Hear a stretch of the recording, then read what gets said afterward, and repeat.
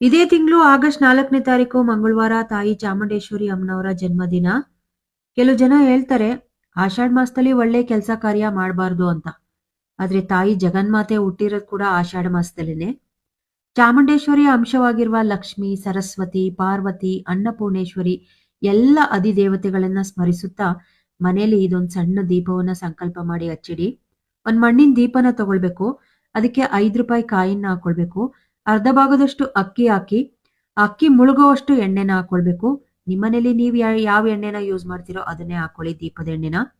ಹಾಗೇನೆ 2 ಬತ್ತಿಯನ್ನ ಹಾಕೊಂಡು ದೀಪಕ್ಕೆ ಅಲಂಕಾರ ಮಾಡಿ ದೇವ್ರ ಮನೆಯಲ್ಲಿ ಸಂಕಲ್ಪ ಮಾಡಿ ಇದನ್ನ ಹಚ್ಚಿಡ್ಬೇಕು. ಎಲ್ಲ ಕಷ್ಟವನ್ನು ಕೊಡೋಳು ಅವಳೇನೆ.